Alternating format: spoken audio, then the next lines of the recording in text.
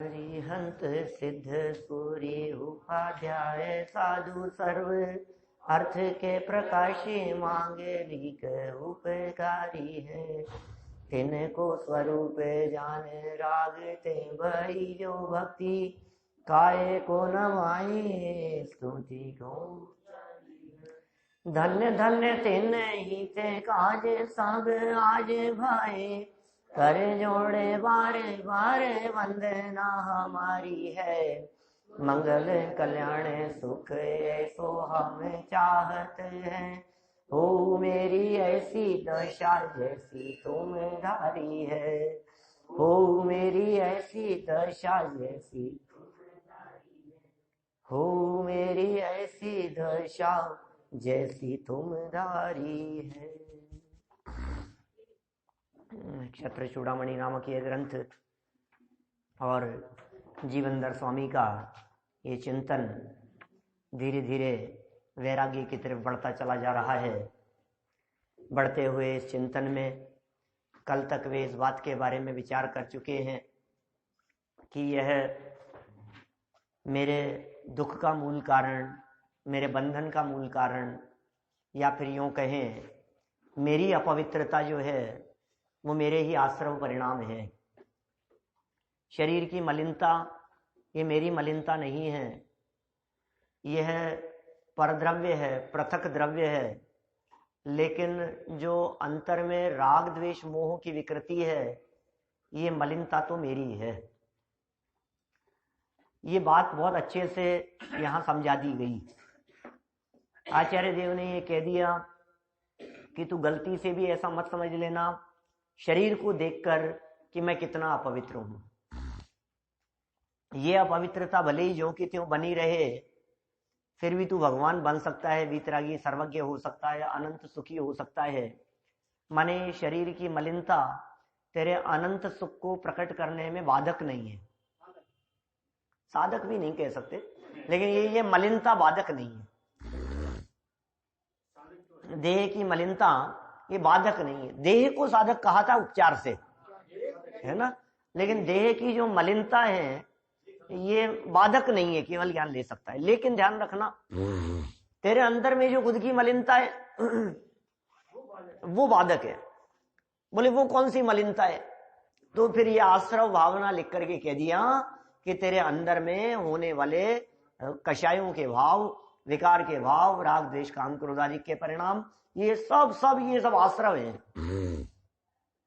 और दौलत राम जी ने कह दिया दुखकार घनेरे, ये घने दुख देने वाले हैं ये आश्रव के परिणाम। बोले इनको छोड़।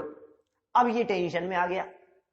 ये इसलिए टेंशन में आ गया कि भाई साहब शरीर यदि गंदा दिखता था तो नहा लेता था, शरीर यदि अपवित्र दिखता था तो ऊपर से कुछ लगा लेता था और साफ सफाई कर लेता था। अच्छे साबुन से, अच्छे शैम्पू से, अच्छे तेल मालिश और जो कुछ भी करता, मैं मतलब बहुत अच्छे से फ्री हो सकता था। कैसे? यदि शरीर की अपवित्रता होती तो।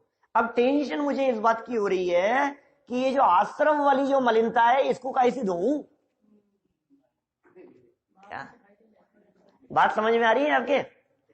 माने मुझे ये शरीर की अशुचिता और अपवित्रता वाली बात तो समझ में आ गई, लेकिन ये राग और विकार वाली जो अशुचिता और अपवित्रता है ये समझ में नहीं आ रही। मैं क्या करूं इसके लिए? बोलो। अब कोई उपाय समझ में नहीं आ रहा। तो आचार्य देव ने कहा कि सुन भाई, अभी तो भावना भाता रहे। कि साहब अब क्या भावना भाऊं? बोले आश्रव के तुरंत बाद में एक संवर नाम की भावना भा। माने इसमें कुछ एक अलग प्रकार का चिंतन किया जाता है संवर भावना में। हम यहां से चर्चा प्रारंभ करेंगे संवर भावना की, लेकिन एक प्रश्न चित्त में फिर खड़ा होता है कि भाई ये संवर की चर्चा आप करने वाले हो, आप कर रहे हो, लेकिन बंद क्यों नहीं लिया? भाई तत्व परक है ना ये। तो फिर संवर के बाद में निर्जरा काय को ले लिया? वो आश्रम के बाद में तत्व परक है ना ये सारा चिंतन, और तत्व सात होते हैं हम तो जानते हैं। जीव अजीव तो मूल है, फिर आश्रव, बंध, संवर, निर्जरा, मोक्ष। तो अब ये आश्रव तो ले लिया और बंध नहीं लिया। यदि बंध नहीं लिया था तो संवर के बाद में निर्जरा भी नहीं लेनी चाहिए थी, और यदि निर्जरा को लिया है तो आश्रव के बाद में बंध को भी रखना चाहिए था। ये हमारे चित्त में एक जिज्ञासा, एक प्रश्न खड़ा होता है कोई जवाब आपके पास? और संवर, निर्जरा भी तो संवर पूर्वक ही होती है। देख, बात तो ऐसी ही है लेकिन थोड़ा सा फर्क है। वो क्या है? संवर होने पर निर्जरा स्वयमेव नहीं होती, संवर होने पर विशेष पुरुषार्थ करके निर्जरा की जाती है, लेकिन आश्रव होने पर बंध उन्हीं परिणामों से होता है और तत्काल हो जाता है और स्वयमेव हो जाता है। इसलिए बंध के लिए अलग से चर्चा करने की जरूरत नहीं है। आश्रव हुआ है तो बंध तो अपने आप होगा ही होगा। देखिए, मैं इस प्रसंग को उसी नाव के उदाहरण से बात करके समझाता हूं, जिसकी चर्चा आप सभी ने अनेक बार सुनी होगी। फिर भी बहुत लोग नए हैं। देखो क्या कह रहे हैं यहां, नाव चलती है ना पानी में, नाव चलते चलते यदि उसमें छेद हो जाए तो छेद हो जाने पर पानी का आना वो आश्रव कहलाता है। आश्रव माने आना, छेद हुआ और पानी आना शुरू हो गया, और आके पानी का रुकना नाव में ही वो बंद है।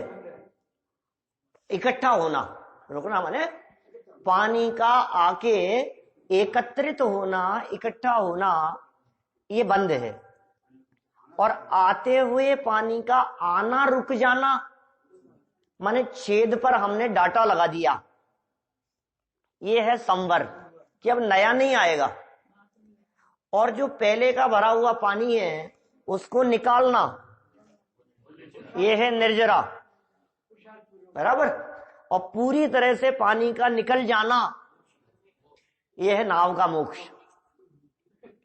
अब अरे साहब, ये तो बहुत अच्छे मोक्ष का तरीका बतला दिया। अब हम तो नाव लेके जाएंगे नदी में, पहले तो छेद करेंगे, फिर पानी भरेगा, फिर निकाल देंगे और फिर खत्म हो जाएगा तो हमारा मोक्ष। अरे तुम्हारा नहीं होगा। ये उदाहरण दिए, बराबर। अब इस उदाहरण से बात समझो तो समझ में आ जाती है। हमें बतलाओ, संवर के लिए क्या किया आपने? डाटा लगाए, ये संवर। अब नया तो नहीं आ रहा है, संवर हो गया। अब क्या निर्जरा अपने आप हो जाएगी? निकालना पड़ेगा, निकालना पड़ेगा। तो संवर के बाद में निर्जरा तो चाहिए आपको, उसके बिना काम नहीं चलेगा। अच्छा, अब बतलाओ, आश्रव हो रहा था पानी का, अब पानी का आश्रव होने पर अब उसको एकत्रित करने के लिए क्या विशेष करना पड़ा? आया और अपने आप ही एकत्रित हो गया। आप समझ रहे हैं? आना आश्रव, एकत्रित होना बंध। तो आने और एकत्रित होने के लिए दो अलग अलग कारण नहीं है क्या? लेकिन आता हुआ रुकना और पहले के रुके हुए का निकलना, ये दो अलग अलग काम है। इसलिए संवर के बाद तो निर्जरा है और आश्रव के बाद में बंध की जरूरत महसूस नहीं हुई। साहित्यकारों ने, आगम व्याख्याकारों ने जहां जहां जिनागम में आश्रव के कारण बतलाए, बंध के कारण सेम बतलाए। जो आश्रव के कारण है वही बंध के कारण है, जो बंध के कारण है वही आश्रव के कारण है। दोनों के कारण अलग अलग नहीं है। मिथ्यात्व, अविरति, प्रमाद, कषाय, योग, बंध हेत्वा, बोले यही आश्रव के कारण है। आश्रव के कारण बतलाओ, बोले मिथ्यात्व, अविरति, प्रमाद, कषाय, योग, इनसे आश्रव होता है। तो बंध के कारण बतलाओ, बोले मिथ्यात्व, अविरति, प्रमाद, कषाय, योग, इन्हीं से बंध होता है। बोले आश्रव और बंध एक ही है। थोड़ा सा भाव भेद था, इसलिए तत्वों में भेद किया, लेकिन ये चिंतन करने में आप अलग अलग चिंतन के लिए अलग जरूरत नहीं है उसकी, बंध की।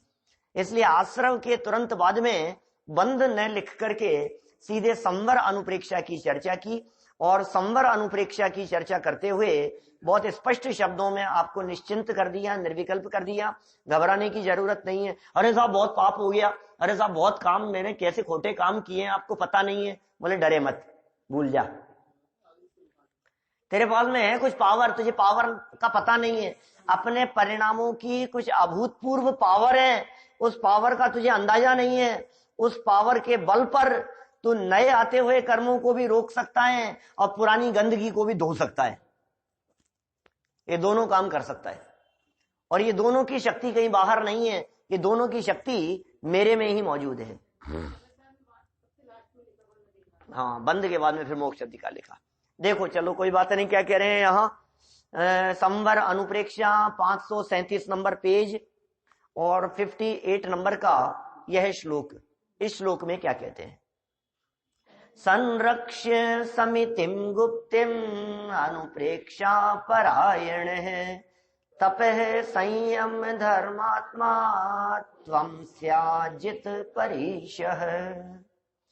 हे आत्मन, 12 भावनाओं में तत्पर तू तप, संयम और धर्म रूप होकर समिति और गुप्तियों का पालन करता हुआ 22 परिशहों का जीतने वाला हो संवर। ये बहुत जबरदस्त चीज है। ये संवर के बिना निर्जरा किस काम की? संवर नहीं हो मान लो और निर्जरा में उपयोग लगाता रहे तो किस काम का? पानी का आना तो रुका नहीं, पानी तो आए जा रहा है, और तू मग्गा लेकर गिलास से नाव में भरे हुए पानी को निकालने के लिए परिश्रम किए जा रहा है। तेरा ये सारा परिश्रम बेकार जाएगा। क्यों? क्योंकि पानी तो आता जा रहा है, आता जा रहा है। तो पहला काम क्या करें कि उसको रोक। ये संवर इतना जरूरी है, बिन संवर के निर्जरा किसी काम की नहीं है। आते हुए कर्मों को पहले रोक। पहले तो ये व्यवस्था कर कि नए चोर नहीं आए, और फिर व्यवस्था करना है कि जो बैठे पूर्व चोर, क्या पहले के कोई बैठे हुए हो तो उन्हें भगाना है। नए चोर नहीं आए, घर में चोर नहीं घुस जावे, इसकी व्यवस्था तो पहले करना चाहिए कि नहीं? गेट के दरवाजे पे ताला लगाओ, क्या चौकीदार खड़ा करो, कुछ व्यवस्था ऐसी करो कि जिससे वे आए नहीं। तो साहब क्या करें इसके लिए ये बतलाओ। कर्मों को आने से रोकना है। कितने रुपए लेगा भैया चौकीदार? कितने में आ जाता है? 8-10 हजार तो लेता है। 10 हजार तो मामूली बात है आजकल, है ना? बोलो 10 हजार रुपये लगा करके खड़ा करते हैं अपन, तो फिर नहीं आएंगे ना कर्म। कर्मों को कैसे रोकेगा? 24 घंटे के चाहिए, 2 लगा लो। बोलो अपने पास पैसे की कमी नहीं है, लेकिन कर्म नहीं आने चाहिए। कर्म चोर चहु और सर्वस्व लूटे सुध नहीं, ये आश्रम भावना में कही थी। अब इन कर्म रूपी लुटेरों को रोकना है तो हमें चौकीदार लगा लिया हमने। अब तो रुक जाएंगे कि भाई अदृश्य गुंडे हैं, क्या ये दिखते नहीं है? ये कैमरे में भी नहीं आते। अरे ये कैमरे में क्या नहीं आते? ये कर्म सच में खुद कैमरे हैं। क्या आप क्या सोच रहे हो कि ये कैमरे की पकड़ में नहीं आते कर्म रूपी चोर? अरे ये कर्मों का कैमरा हमारे ऊपर लगा हुआ है, जो हमारे परिणामों के ऊपर निगरानी रखे हुए है। क्या साहब? हमारे प्रति समय के परिणामों के ऊपर निगरानी है कर्म के कैमरों की। और कैसी निगरानी है भाई साहब? देखो कैमरा वहां लग रहा है, उधर उस जगह लगा हुआ है ना, और बीच में आ रहा है एक पिलर, तो मैं तो बच गया। कर्म के कैमरे में ऐसी बचने की व्यवस्था नहीं। इस कैमरे में तो आपका एंगल बदल गया, तो कैमरे में नहीं आ पा रहा साहब। क्यों? क्योंकि ये कैमरा एक एंगल से पकड़ पा रहा है, जिधर लगा है उधर से ही ले रहा है, और ये कर्म रूपी कैमरा तो चारों तरफ से ले रहा है। क्या ये जो कैमरे लगे हुए हैं, ये कैमरे तो लाइट चले गई, अब काम नहीं कर रहा, अब कैसे करे बोलो? ये कैमरे तो खराब हो गए, इस कैमरे में तो लाइन डिस्टर्ब हो गई, अब नहीं हो पा रहा है। ये कैमरा तो कभी अंधेरे में अच्छा नहीं लेगा, कभी विजन अच्छा नहीं आया, कभी लाइट अच्छी नहीं थी, कभी रोशनी प्रकाश कम था, कुछ था, कभी धुंधला दिखाएगा, उसके ऊपर जाला आ गया तो नहीं दिखाई दे रहा है। ये कर्म रूपी कैमरे ऐसे हैं क्या, जो चारों तरफ से निगरानी रखे हुए हैं आपके परिणामों के ऊपर। और क्या स्वाधीनता है भाई साहब, इनमें तो खराबी भी हो जाती है आपके कैमरों में, उसमें कोई गड़बड़ी नहीं होती क्या। इसे तो कोई अपराधी, अपराध करने वाले पहले काला कपड़ा पहन करके आते हैं ऊपर से क्या, और कैमरे पर ला करके कपड़ा लगा देते हैं उस पे कपड़ा बांध देते हैं, और फिर उसके बाद में अपने चेहरे से कपड़ा उतार करके आराम से चोरी करके ले जाते हैं। बोलो, अब इन कर्म रूपी कैमरे के ऊपर लगाओ, देखे क्या कि इस कैमरे को भी जो निगरानी रखे हुए था, इसको भी रोकने का काम, इस जेल को रोकने का काम ये संवर कर रहा है। एक पावर है हमारे पास में। ये कैसे होता है संवर, तो कहा संरक्षण करो, कि किसका संरक्षण करें, 12 भावनाओं से, संयम का, तप का।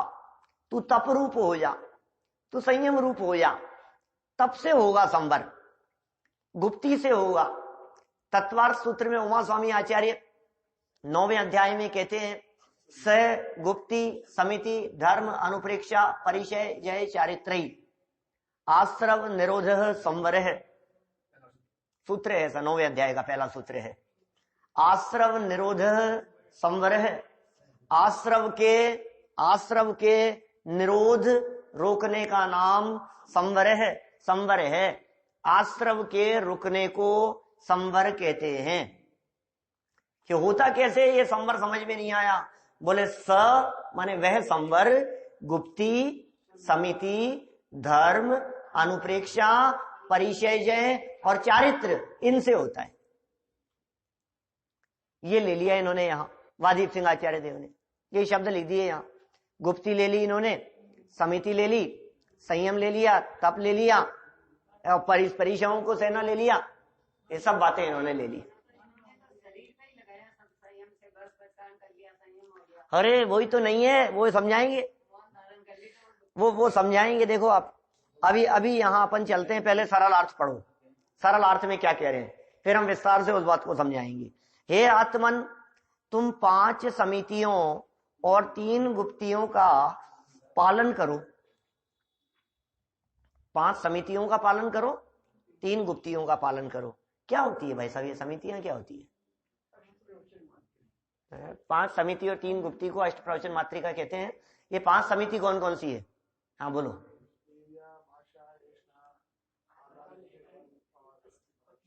प्रतिष्ठापन 5 समितियां हैं, पढ़ा है पहले, साथियों को पता है क्या थोड़ा? ईरिया समिति, ये मुनिराजों की लाइफ स्टाइल है, ऐसा कहते हैं हम कभी कभी। लेकिन ये जितना कथन किया गया है, जितना कथन आप इनके बारे में जैसा समझते हैं, ये सिर्फ जड़ रूप कथन है। वास्तव में समिति किसका नाम है? निश्चय से समिति और व्यवहार से समिति किसका नाम है? और 3 चीजें हैं इसमें, और एक है तीसरे नंबर पर जड़ की क्रिया। ये बातें बीच में कोई प्रकरण चला था, तब मैंने समझाई थी विस्तार से। ये कहाँ चला था ये प्रकरण, मुझे ध्यान नहीं आ रहा है। तत्व ज्ञान पाठमाला वगैरह के अंदर कहीं किसी प्रकरण में सुन, तो मैं समझा रहा हूं वापस। देखो आप पहले देखो, ईरिया समिति, बोलो किसे कहते हैं बताइए? ईरिया समिति। अभी मैंने इतना कह दिया ना, तो अब तो सब सावधान हो गए क्या कहना है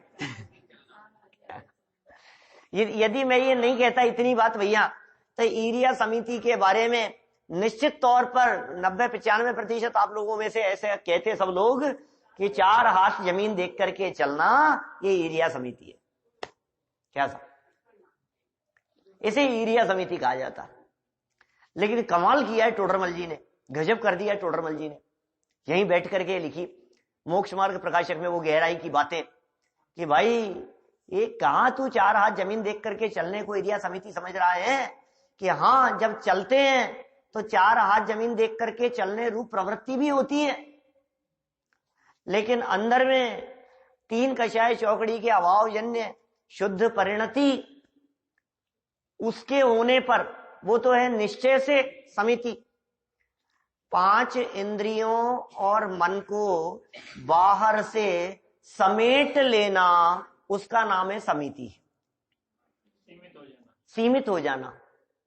समिति किसका नाम? उपयोग को बाहर से समेटकर अपने में ले आना, उसका नाम निश्चय से समिति है। और उसके होने पर बाहर में 4 हाथ जमीन देखकर चलने का जो विकल्प है, वो व्यवहार से समिति है। उसके साथ में अंदर में शुद्धता, और उस शुद्धता के साथ में बाहर में 4 हाथ जमीन देखकर चलने का जो विकल्प उत्पन्न हुआ है, विकल्प जीव का है, वो शुद्धता भी जीव की है। और ये प्राणियों का वध न हो, हिंसा न हो, ये सावधानी और यत्नाचार पूर्वक प्रवर्तन का जो परिणाम है मन में, ये शुभ विकल्प है। ये व्यवहार से उस शुद्धता के साथ में, वो शुद्धता न हो तो फिर इसको निश्चय के बिना व्यवहार काय का व्यवहार? क्या क्या व्यवहार का व्यवहार है? क्या कहोगा? बहुत स्थूल है। अब इसको कह दो आप लोक व्यवहार में, बाकी वास्तव में तो कुछ है नहीं। फिर वो है किस काम का, ये तो बतलाओ। अंदर में शुद्धता ही नहीं है तो फिर इसे किस काम का कहें हम? धुलाई नहीं हो तो बाराती किस काम के? हाँ भाई, जिसकी पात्रता तो अंदर से होगी। अंदर से पात्रता होने पर बाहरी प्रवृत्ति हो तो सच्ची है, और बाहरी प्रवृत्ति हो और अंदर में पात्रता नहीं हो तो सब झूठी है। वही पैकिंग और माल वाला फॉर्मूला है। माल नहीं है तो पैकिंग किसी काम की नहीं है, और माल यदि है तो पैकिंग जरूरी है, होगी, कोई बात ही नहीं है। वही निश्चय व्यवहार के अंदर जो दूल्हे का और बारात का जो बात कही गई है, ऐसे 50 उदाहरण है, बहुत दिया करते थे पंडित जी साहब ने। ऐसे हम तो साहब क्या दागी हैं, क्या दाग देने आए हैं कि कौन मर गया, कि मरा तो कोई नहीं। अरे ऐसा थोड़ी ना होता है।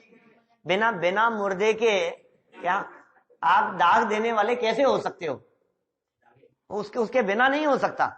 बिना दूल्हे के आप बाराती कैसे हो सकते हो? भीड़ कहलाएगी वो। दूल्हे के बिना कहने साहब बारात आई है, ये साहब दूल्हा कहाँ है? कि दूल्हा तो क्या कर जरूरत है, बहुत हमारे लोग हैं, किसी को भी बिठा देंगे। क्या ऐसा नहीं चलेगा भाई, ऐसा नहीं चलेगा। भीड़ है, ठीक है, वो तो सावधानी यत्नाचार प्रवृत्ति तो सबके लिए चाहिए। अभी ईरिया समिति में 2 बातें ली अभी हमने। निश्चय से शुद्ध परिणाम, शुद्धोपयोग, शुद्धता या 3 कषाय चौकड़ी के अभाव में शुद्ध परिणति, वो तो निश्चय से है। व्यवहार से शुभ परिणाम देखकर चलने का 2। अब तीसरे नंबर पर इन दोनों के होने पर जो देख करके चलने रूप प्रवृत्ति हुई, वो जड़ की क्रिया, और इन तीनों का सुमेल जहां हो वो कहलाती है सच्ची समिति। क्या छेड़ा लागी लाइनें हैं? प्रमाद तजी चौकर मही लगी समिति हिरियाते चले, ऐसे लाइनें। प्रमाद छोड़ करके, और चौक कर मतलब होता है हाथ, और चौ मतलब 4, ये 4 हाथ जमीन देखकर चलने की प्रवृत्ति अंदर में अप्रमादी होकर वो समिति है। सब जगह पर इस तरह की प्रवृत्ति लगाना, गुप्ती में भी इसी तरह की बारीक बात लगाना। ये कहते हैं साहब मन वचन काय को रोकने का नाम गुप्ती है। गुप्ती 3 है ना, मन गुप्ती, वचन गुप्ती और काय गुप्ती। समितियां 5 है, गुप्ती 3 है। तो मन की चंचलता को रोके ये मन गुप्ती, वचन से मौन हो जाए ये वचन गुप्ती, और शरीर बिल्कुल स्थिर हिल नहीं रहा है ये काय गुप्ती। तो ऐसा समझता है, जबकि ऐसा है नहीं। क्या स्वरूप अंतर में गुप्त हो जाने का नाम गुप्ती है, और वो आत्म स्वरूप में लीनता, गुप्त होना, वो मन वचन और काय की चंचलता के साथ में नहीं हो सकता। देह यदि चंचल है तो आत्मा निश्चल नहीं हो सकता। मुंह से यदि वचन बोल रहा है तो निर्विकल्प नहीं हो सकता। इसलिए उपचार से इनको भी गुप्ती कहा गया है। तो ये मन वचन काय रूप गुप्ती की बात कही। समितियों में पहली कही हमने व्यवहार से स्वरूप, क्योंकि अंतर में तो शुद्धोपयोग एक ही बात ख्याल में आएगी, शुद्धता। अब व्यवहार से भेद दिखाई देता है। हमने ये चलाया था ना मोक्ष प्रकाश, अभी जब चलाया 2-1 साल पहले, जब भी चला था अपना, ज्यादा हो गए 3-4 साल हो गए। तो उस समय हमने बात देखी थी, 7 तत्व संबंधी भूल का प्रकरण दिया एक, मोक्ष मार्ग प्रकाशक में। पेज नंबर आएगा आपका 229 के 229 नंबर पेज, जहां ये प्रकरण होगा। 230 नंबर, 229 230 नंबर पेज, जहां उन्होंने संवर तत्व संबंधी भूल की चर्चा की है। तो अब उस पेज पे वो क्या कहते हैं, वो ये कहते हैं गुप्ती संबंधी भूल क्या है, समिति संबंधी भूल क्या है, धर्म संबंधी क्या भूल कर, धर्म मतलब 10 धर्म, क्षमा मार्दव आर्यवादी। फिर अनुप्रेक्षाओं के संबंध में क्या भूल करता है, परिचय जय और चारित्र, एक एक के लिए अलग अलग पैराग्राफ दिए उन्होंने, बहुत विस्तार से संवर तत्व संबंधी भूल का प्रकरण दिया वहां व्यवहाराभासी में। व्यवहाराभासी के प्रकरण में 225 नंबर पेज से शुरू हुआ है 7 तत्व संबंधी भूल का प्रकरण, और आगे बढ़ते हुए 25, फिर 26, 27, 28 नंबर पेज पर आएगी वो चर्चा संवर तत्व संबंधी भूल की, खूब विस्तार से। ये वो दृष्टिकोण नहीं हो ना तो ये मार्मिक बात समझ में नहीं आवे। फिर हमने वहां ये बतलाया था आपको एक विशेष बात कि साहब निश्चय से तो शुद्धोपयोग शुद्धोपयोग शुद्धोपयोग शुद्ध परिणति, वही बात कह रहे हो आप। अब उसी को गुप्ती कह रहे हो, उसी को समिति कह रहे हो, उसी को परिचय कह रहे हो, उसी को चारित्र कह रहे हो। स्वरूप लीनता का नाम ही चारित्र है, तो फिर किसको गुप्ती कहें और किसको समिति कहें, ये भेद कैसे पड़ेगा, ये भेद कैसे पड़ेगा? तो बोले उसके होने पर यदि 4 हाथ जमीन देख करके चलने की प्रवृत्ति हो रही है तब तो ईरिया समिति है, और अंदर में उसके होने पर हित मित प्रिय वचन बोलने की प्रवृत्ति दिखाई दे रही है तो भाषा समिति है क्या? और उसके होने पर उसके साथ में यदि प्रवृत्ति 46 दोष और 32 अंतराय टालकर आहार ग्रहण करने की हो रही है तो उसका नाम है एशना समिति। अभी हमने कहा ना मुनिराजों की लाइफ स्टाइल है ये 5 समितियां, उनका जीवन किस तरह का होता है। चलेंगे तो कैसे, देखो कितने तरह के काम हो सकते हैं, या तो चलेंगे या बोलेंगे या आहार करेंगे या उठेंगे बैठेंगे, मलमूत्र के लिए जाएंगे, शौच के लिए, या फिर पीछे कमंडल को उठाएंगे धरेंगे। अब इनके अलावा और कोई काम हो तो बताओ, बोलो। शास्त्र होगा तो शास्त्र को उठाएंगे धरेंगे, पीछे कमंडल को उठाना रखना, शौच के लिए जाना, आहार के लिए जाना, निहार के लिए जाना, या विहार करना या बोलना, उठना बैठना। अब इनके अलावा और कोई उनकी लाइफ में कुछ काम हो तो बतलाओ। अब इनमें सब आ गई समितियों में। अब क्या क्या हो गई 5 समितियों में? पहली का ईरिया। ईरिया में क्या, नीचे देख करके चल रहे हैं, 4 हाथ जमीन देख करके चलते हैं। ये मुनिराजों के मूल गुण है भाई साहब, ये कंपलसरी है। इनमें से यदि एक भी नहीं हो तो फिर वो मुनिपना नहीं है, ऐसा है। श्रावकों के 8 मूल गुण कहे, यदि 8 मूल गुणों में से श्रावक के एक भी मूल गुण कम हो तो बोले ये श्रावक नहीं है। हमारे परमात्मा के अनंत चतुष्टय कहे हैं, 18 दोषों से रहित कहे हैं, उनमें से एक भी हो जावे तो वे परमात्मा नहीं है, तो वे भगवान नहीं है। मैं आपसे पूछता हूं, बोलो, आपके जिन मंदिर में भगवान है, भगवान की प्रतिमाएं हैं, इस प्रतिमा में हल्की सी एक क्या कहते हैं उसको, कनकती क्या बोलते हैं, धागा मान कमर में, इतने से धागे की एक लकीर उस प्रतिमा के ऊपर चारों तरफ बनी हुई हो, प्रतिमा के ऊपर, बाकी पूरी नग्न दिगंबर प्रतिमाएं हैं। बोलो, प्रतिमा दिगंबर के श्वेतांबर? श्वेतांबर हो गई भाई साहब, बोलो। हाँ बिल्कुल होता है। अभी तो नया तो स्वरूप ही बहुत उन्होंने परिग्रह सहित बना दिया है, लेकिन पुरानी श्वेतांबर परंपरा की जितनी प्रतिमाएं मिलती हैं, उन प्रतिमाओं में और दिगंबर प्रतिमाओं में जब भेद देखा जाता है तो इन बारीक बातों के आधार पर भेद देखा जाता है। क्या अरे साहब इतने से में क्या हो गया, बाकी तो पूरी दिगंबर ही है? कि नहीं भाई साहब, खत्म हो गया कि साहब ऊपर से कुछ नहीं लगा रखा है, पत्थर में ही है वो, ओरिजिनल निशानी है वो गोल, कि नहीं चलेगा भाई साहब। आपको पता है ये मक्सी पार्श्वनाथ में जो विवाद चल रहा है, ये इधर जो चल रहा है, क्या नाम है उसका, अंतरिक्ष पार्श्वनाथ में दिगंबर प्रतिमाएं की श्वेतांबर प्रतिमाएं, 125 साल पुराना कोर्ट में विवाद है, 100-125 साल पुराना विवाद चल रहा है अभी भी। निपटारा हुआ कि नहीं मेरे ख्याल से तो अभी तक।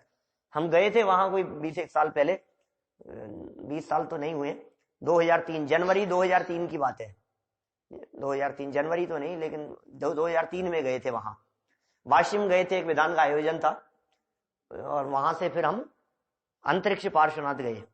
अंतरिक्ष पार्श्वनाथ उस क्षेत्र में जिस जगह वो प्रतिमा है नीचे, ऐसा कहते हैं कि वो प्रतिमा अंतरिक्ष में है, अधर है वो प्रतिमा, और ऐसा अधर बतलाते हैं कि उसके नीचे से यदि आप रुमाल निकालो तो प्रतिमा के नीचे से रुमाल आराम से पूरा रुमाल निकल जाता है, ऐसे ऐसे अधर क्या, ऐसा ऐसा वो कहते हैं, ठीक है ना। ये ऐसे अधर वो बतलाते हैं उस प्रतिमा को, और उस प्रतिमा के दर्शन के लिए ऊपर से, मतलब वो नीचे है और ऊपर सिर्फ एक खिड़की खुली हुई है और वहां से नीचे आप दर्शन कर सकते हो।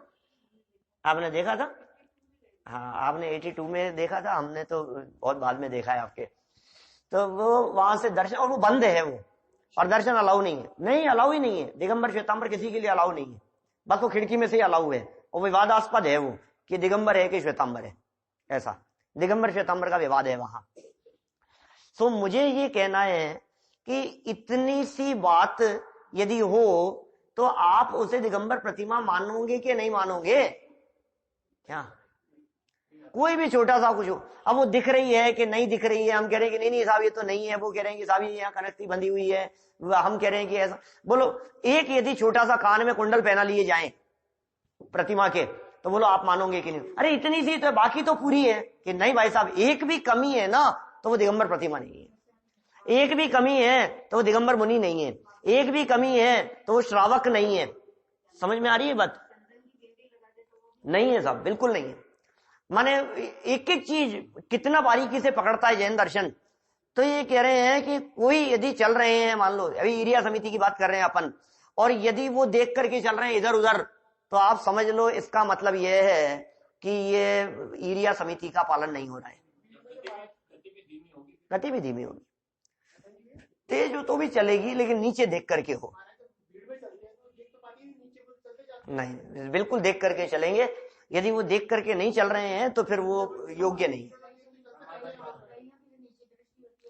बिल्कुल बिल्कुल, आप बिल्कुल नीचे देख करके चलेंगे, निगाह बिल्कुल नीचे होगी, आप देख लो, आप परखेंगे तो आपको सब ख्याल में आए। इरिया समिति है ना। अच्छा बतलाओ, नीचे यदि कोई जीव आएंगे तो पैरों में तो आंखें है नहीं, कैसे देखेंगे बताओ? ये चार हाथ जमीन देख करके चलने, बातें करते करते नहीं चल सकते हैं, इधर उधर देखते हुए नहीं चल सकते हैं। यदि कहीं देखेंगे मान लो इधर उधर, तो फिर खड़े रहेंगे, खड़े रह करके देखें, फिर कदम नहीं बढ़ेंगे, फिर खड़े रह करके देखेंगे वो, और चलेंगे तो नीचे देख करके चलेंगे। इरिया समिति की बात हुई हाँ। नंबर 2 भाषा समिति। भाषा समिति, समितियों की बात कर रहा हूं। 28 में से 5 समितियां हैं, 3 गुप्ती है, सब अलग अलग है बहुत। 5 इंद्रिय विजय है, 6 आवश्यक है, 7 शेष गुण है। वो तो मुनिराजों की चर्चा कभी विस्तार से करें, तो अभी तो यहाँ संवर की बात समझा रहे हैं, संवर करने के लिए। भाषा समिति में क्या बात कही? बोले हित मित और प्रिय वचन बोलना, कठोर वचन नहीं है। माने वो सब बातें बहुत विस्तार है, जग सुहित कर सब अहित कर, श्रुति सुखद सब संशय हरे, भ्रम रोग हर जिनके वचन मुख चंद्र थे अमृत झरे। ये सब लाइनें हैं, सब छेड़ाला में लिखी हुई, बहुत बहुत वर्णन है शास्त्रों में। तो अभी क्या बात कही? ऐसे वचन नहीं कहेंगे जो दूसरे को ठेस पहुंचाने वाले हों, गाली गलौच नहीं करेंगे, तू मैं नहीं करेंगे, जिरे बहस नहीं करेंगे, चिल्लाना फटकारना डांटना, इसे ऊटपटांग वचन नहीं होंगे, अनर्गल वचन नहीं होंगे। ये भाषा समिति है, ये समिति मूल गुण है। ये इस समिति के अभाव में मुनिपने का घात होता हुआ दिखता है। भाषा समिति, हित भला करने वाले हो, मित अल्प हो, कम बोलेंगे, और प्रिय हो, मधुर वचन होंगे। दूसरी समिति होगी भैया, पहले का नाम इरिया समिति, दूसरे का नाम भाषा समिति। नंबर 3 एषणा। एषणा समिति है। एषणा क्या होता है? जब आहार चर्या के लिए जाते हैं तो विधि पूर्वक आहार लेते हैं, और उस विधि में जनागम में दोष बतलाए हैं 46 प्रकार के, और अंतराय बतलाए हैं 32 प्रकार के। ये यदि लग जावे तो आहार छोड़ देते हैं। किसी प्रकार का, किसी के रोते हुए की आवाज आ गई, आहार करते हुए कोई रोने लग गया, बच्चा रोते हुए की आवाज आ गई, आहार छोड़ देंगे।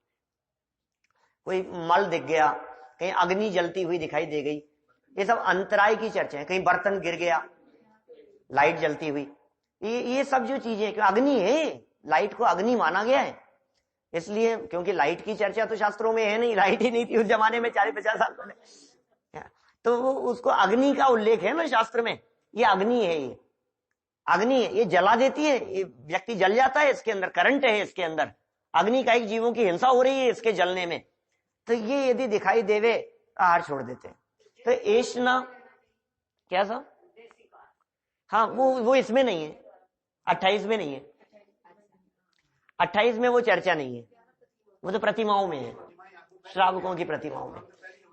चलो खैर, क्या कह रहे हैं, कितना एष्णा समिति माने 46 दोष और 32 अंतराय टालकर आहार ग्रहण करना, बराबर 3 हो गए, ईरिया, भाषा, एष्णा। चौथे नंबर पर है आदान निक्षेपण। आदान निक्षेपण, आदान माने ग्रहण करना, निक्षेपण माने धरना। किसी भी वस्तु को, पीछी कमंडल, शास्त्र आदि कोई भी वस्तु जो है, जो 3 ही उपकरण कहे हैं, इनको उठाए और धरे तो सावधानी पूर्वक धरे कि वहां जीव तो नहीं। ठीक है, समझ में आ रही है बात? उठाते समय भी सावधानी। ऐसे बहुत सारी चींटियां चल रही थी, उसके ऊपर आपने उठा लिया, वो मर गई, ऐसा कुछ नहीं होगा। बहुत विवेक पूर्वक, रक्षा रूप परिणाम है उसमें। व्यवहार से कहा रक्षा रूप परिणामों को। अभी तीसरी हो गई नहीं, चौथी हो गई, ईरिया, भाषा, एष्णा और आदान निक्षेपण, चौथी। और 5वीं है प्रतिष्ठापना। प्रतिष्ठापना समिति कही गई है, मलमूत्र करते समय निर्जंतु स्थान देख करके बैठे। जहां शौच के लिए बैठ रहे हैं, ऐसा नहीं हो कि वो जगह, उस जगह पर गंदगी हो, चींटियां हो, कीड़े हो, आरे हो, जीव हो, है, मतलब बहुत सावधानी पूर्वक। कफ भी यदि थूकेंगे तो देख करके, जगह देख करके, क्योंकि हमने किसी के ऊपर थूक दिया, मान लो कफ, और वहां चींटियां थी बहुत सारी, और कोई चींटियां उसके अंदर उलझ गई, तो ऐसा कर्म बंधता है कि भविष्य में दलदल में फंस करके मरेगा। आप जानते हैं, बच नहीं पाते। अभी थोड़े समय पहले वो किशनगढ़ में आपके एरिया में मरे ना, कई केस ऐसे हुए, उसमें डंपिंग यार्ड में जो मर गए। कैसे? घूमने के लिए गए, देखने के लिए, और क्या हुआ वहां कि वो फंस गए, उसमें धस गया पैर, और पैर धस गया तो धसते ही चले गए, फिर बच ही नहीं पाए, वो खत्म ही हो गए अंदर। कि आप बचाने के प्रयास वाले भी, मेरे ख्याल से ऐसा भी कुछ हुआ कि वो दूसरे कूदे थे, वो बचाने, वो भी मर गए। ऐसा है, फैक्ट्री के पास ही हुआ था आपकी। अब हो जाता है ऐसा। बोलो आप, ये दलदल में क्या चीज है, दलदल, आप निकल नहीं सकते उसमें से, बस जाओगे आप।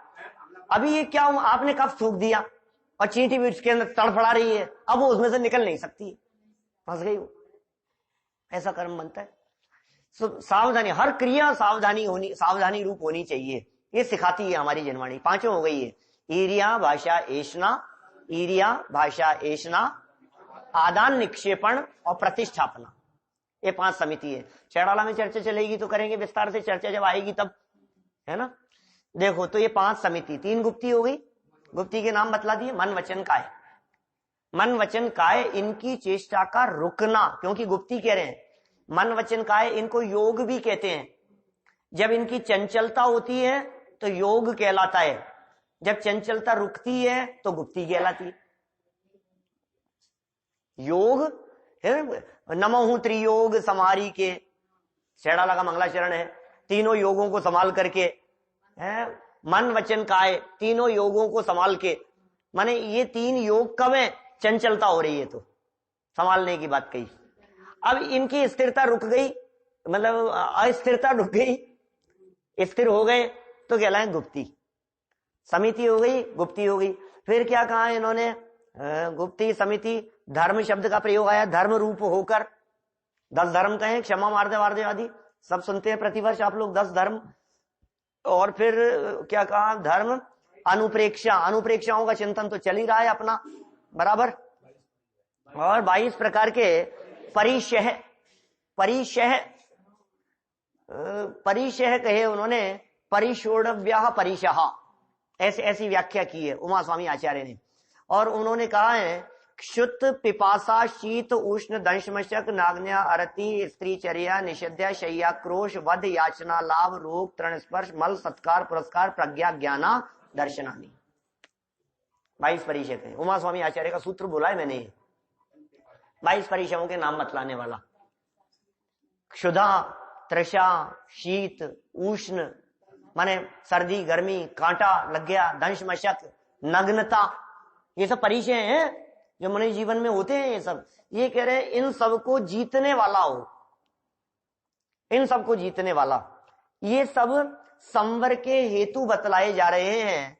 बाहरी प्रवृत्ति रूप लोगे तो व्यवहार लगा, जड़ की क्रिया है। परिणामों से लोगे तो कहेंगे व्यवहार से है, और इन परिणामों के साथ में अंतरंग शुद्धता भी होगी तो वास्तविक समिति आदि है। देखिए अभी तो मुनि अवस्था में ही मुनि बनने की तैयारी चल रही है, ये चिंतन कर रहे हैं। ऐसा अभी संवर होता क्या है उसका चिंतन किया जा रहा है। आप जानते हैं ये 12 भावनाओं का चिंतन माने मुनि बनने की तैयारी के लिए वैराग्य उत्पन्न करने वाली प्रसंग है ना भाई। शुरू की जो 6 बतलाई, अरे सब क्षण भंगुर है, सब नाशवान है, तो वैराग्य आता है ना देख करके। अरे साहब देखो इन्होंने कितना प्रयास किया फिर भी बचा नहीं पाए, तो वैराग्य उत्पन्न होता है ना। अशरण संसार के स्वरूप को देख देख करके तुम्हें विरक्ति होती है कि नहीं? संसार एकत्व, ये पर के प्रति एकत्व और पर से अन्यत्व, अपने में एकत्व और पर से अन्यत्व, ये पर से भिन्न करने के लिए देह की अशुचिता की चर्चा, ये सब वैराग्य के लिए है। तो वैराग्य किस लिए है? दीक्षा लेने के लिए। ये तैयारी काहे की चल रही है? दीक्षा की तैयारी चल रही है। देखो जब तीर्थंकर बनने वाले जीव भी दीक्षा का भाव मन में आने लगता है, वैराग्य का भाव, तो तुरंत 12 भावनाओं का चिंतन चालू हो जाता है। पुराण उठा करके देखो, कहानियां उठा करके देखो, सब जगह कहेंगे 12 भावनाओं का चिंतन शुरू कर दिया उन्होंने, और तुरंत लोकांतिक देव दौड़ते हुए चले आते हैं स्वर्ग से। और आप धन्य हो, आपके वैराग्य के परिणामों की हम अनुमोदना करते हैं। कि ये वैराग्य के परिणाम क्या? ये 12 भावनाओं का चिंतन। पता है ये 12 भावनाओं की चर्चा जब 5वीं डाल में शुरू की दौलत राम जी ने 6 डाला में, मुनि सकल व्रती बड़ भागी भव भोगन ते वैरागी वैराग्य उपावन माई चिंते अनुप्रेक्षा भाई। यहां से शुरू किए, ये पहला छंद है, बहुत गजब का अर्थ है। कितना सुंदर अर्थ कह दिया है इसमें। मुनिराज सकल व्रती है और कैसे बड़ भागी है, बहुत भाग्यशाली। मुनिराजों के भाग्य की आप कल्पना नहीं कर सकते हो। तुम अभागे हो, कमा कमा करके मरे जा रहे हो कमाने के चक्कर में। कमाने वाले अभागे, और कमाने के का विकल्प जिनके मन में नहीं आवे वे बड़ भागी। क्या ये बड़े भाग्यशाली हैं? ऐसे भाग्यशाली हैं इंद्र चक्रवर्ती, बड़े बड़े सम्राट आएंगे और अपना मुकुट धरेंगे उनके चरणों में, क्या उनके चरणों में लौटेंगे, उनके चरणों की धूल अपने माथे पर लगाएंगे। ये बड़े बड़े इंद्र जैसे भी ऐसे ऐसे महाभाग्यशाली हैं हमारे मुनिराज। मुनि सकल व्रती, सकल व्रती माने महाव्रती। मुनि सकल व्रती बड़ भागी भव भोगन ते वैरागी। भव से और भोगों से जिन्हें विरक्ति हो गई। फिर वैराग्य उपावन माई, माँ, वैराग्य को उत्पन्न करने वाली माँ, जन्म देने वाली माँ। कौन सी माँ की बात कर रहे हैं? उस माँ की बात कर रहे हैं जो माँ वैराग्य को जन्म देती है। कौन है? जनवाणी नहीं। चिंते अनुप्रेक्षा भाई। ये 12 भावनाएं माँ है, ये 12 भावनाएं जन्म देती हैं। बोले किसे जन्म देती है ये 12 भावनाएं? बोले वैराग्य को जन्म देती है।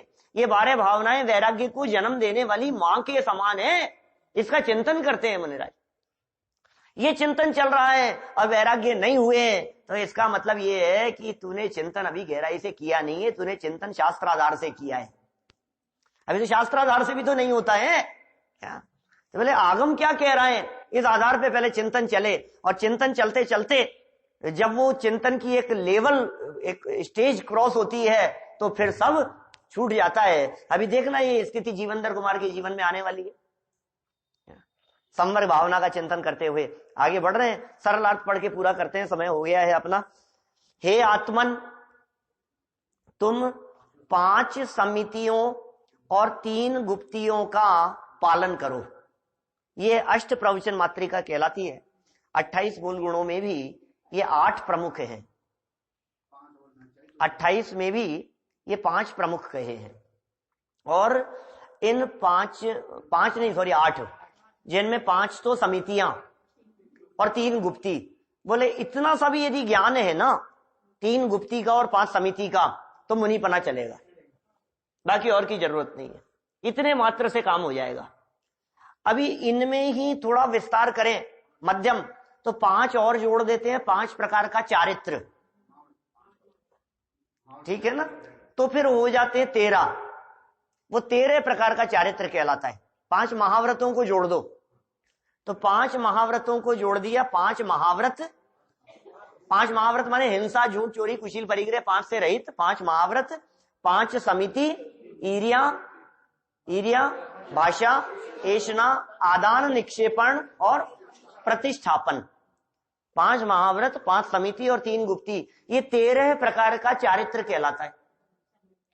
और ये 13 प्रकार के चारित्र धारण करने वाले और 13 प्रकार के चारित्र धारकों के उपासक, वे 13 पंथी कहलाते। क्या ये 13 प्रकार का चारित्र है? 13 प्रकार के चारित्र धारण करने वालों को 13 पंथी कहा है जैनागम में। और एक और व्याख्या कही है 20 पंथी, वो 13 तो अलग है ही, कि 13 जो पंथ है, 13 मतलब तेरा खुद का पंथ माने मार्ग, तेरा खुद का जो मार्ग है, असली मार्ग, वो क्या है? वो 13 पंथ है। और हे प्रभु, तेरा जो पंथ है वो 13 पंथ है। समझ में आ रही है बात? हे प्रभु, जो तेरा पंथ है वही सच्चा पंथ है। 13 पंथ सच्चा है कि 20 पंथ सच्चा है? हे प्रभु, जिस पंथ चले भगवंत वही आचरना।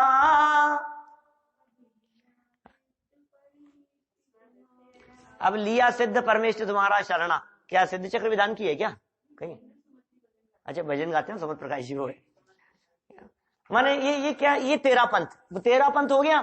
तो फिर भगवान से पूछा कि प्रभु तुम्हारा पंथ कौन सा है, जैसे हमने 13 पंथ कहा है? तो प्रभु ने कहा कि सुन, कि तेरे खुद के अंदर से वो जाता है रास्ता, इसलिए तेरा खुद का ही पंथ है वो, कहीं बाहर में पंथ नहीं मिलेगा तुझे, वो ही तेरा पंथ है। और ऐसे 13 पंथ माने अपने स्वरूप को, जो भगवान का मार्ग है, उस पर जो चलते हैं, तो 13 प्रकार के चारित्र का पालन होता है। 5 महाव्रत, 5 समिति और 3 गुप्ती, और इनका पालन करने पर कहलाता है 13 पंथ। क्या समझ में आ रही है? ये 13 पंथ है। और 20 पंथ क्या है? क्या मुनिराजों का पंथ तो 13 पंथ। क्या? और श्रावक लोग जो हैं, उनके लिए ऐसी भी विवक्षा कही एक, कि 8 मूल गुण और 12 व्रतों का पालन करना, ये 20 प्रकार से जीवन जीना, ये जो श्रावक हैं, ये कहलाते हैं 20 पंथी। मुनिराज 13 पंथी और श्रावक 20 पंथी। क्या क्या कह रहे हो साहब? भाई साहब आप 12 व्रत है श्रावकों की, मुनिराजों के तो 13 कह दिए साहब आपने, तो मुनिराज तो 13 पंथी हो गए। क्या? अब श्रावकों के कितने हैं? बोले 8 मूल गुण और 12 व्रत। ये 20 व्रतों का जो पालन करे वो सच्चा 20 पंथी है। लेकिन वो सच्चा 20 पंथी तभी है जब 13 पंथी होने की भावना हो। सच्चा मुनि बनने की भावना नहीं हो तो तेरे ये 12 व्रत किस काम के, ये सब झूठे हो जाएंगे। ये अष्ट मूल गुणों का पालन किस काम का, क्योंकि मूल गुणों का पालन और 12 व्रतों की चर्चा में मुनि बनने की भावना समाहित है। 3 गुण व्रत और 4 शिक्षा व्रतों में मुनि बनने की शिक्षा है, उसकी प्रैक्टिस है, एज ए प्रैक्टिस चलता है। 12 व्रतों का जब पालन करते हैं ना, तो उन 12 व्रतों के पालन में मुनि बनने की प्रक्रिया बतलाई है पूरी, और वो प्रक्रिया जिसके चित्त में अंदर में दौड़ती है, तो बोले अब ये सच्चा पंथ की तरफ बढ़ रहा है, ये सच्चा मार्ग है। जगत में जो भी इस पंथ कहलाता है सो तो सब खोटा शिथिलाचार का पोषण करने वाली प्रवृत्तियां हो गई है, उसकी तो हम क्या बात करें, तो शिथिलता का पोषण है। चलो समय तो बहुत हो गया है, ये बात पूरी नहीं पड़ी अपन ने। हे आत्मन, तुम 5 समितियों और 3 गुप्तियों का पालन करो और 12 भावनाओं के अनुचिंतन में तत्पर हो जाओ, उसी में लीन हो जाओ। तप, संयम और धर्मों को धारण करके परिचयों के विजेता बन जाओ।